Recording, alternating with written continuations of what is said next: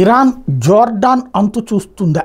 వాస్తవంగా జోర్డాన్కి ఇరాన్కి ఏ శత్రుత్వం లేదు. ఇరాన్కి ఇజ్రాయెల్కి శత్రుత్వం ఉంది. ఇరాన్ మిగతా వాళ్ళందరితో స్నేహమే చేస్తుంది. అమెరికా, యూరోప్, నాటో దేశాలను పక్కన పెడితే అరబ్ దేశాలతో కూడా ఈ మధ్యన స్నేహం చేస్తుంది, చైనా పుణ్యమాని.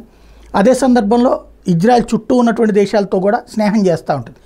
అట్లాంటిది జోర్డాన్ ఎందుకు అకస్మాత్తుగా శత్రుత్వమైంది ఇరాన్కి అంటే, జోర్డాన్ మీదుగా ఇరాన్ యుద్ధ క్షిపణుల్ని వాడింది, మిస్సైల్స్ని వాడింది, డ్రోన్స్ని వాడింది. వాటిని దారిలోనే కొన్నింటిని జోర్డాన్ తుత్తునియలు చేసింది. దీంతో ఇరాన్ ఆగ్రహం వ్యక్తం చేస్తోంది. అంటే నువ్వు ఇజ్రాయెల్ తరపున నా మీద యుద్ధం చేస్తావా అన్నటువంటిది.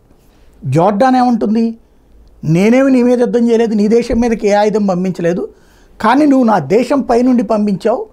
అప్పుడు అట్నుండి కూడా వాళ్ళు కూడా వెపన్స్ వాడితే మధ్యలో పడేది మా మీద, కాబట్టి మేము దెబ్బ కొట్టాము తప్పించి మరేమీ లేదు, అర్థం చేసుకోమంటుంది.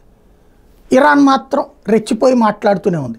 మరి జోర్డాన్ రాచరిక ప్రభుత్వం ఫైనల్గా ఏం చెప్తుందో చూడాలి.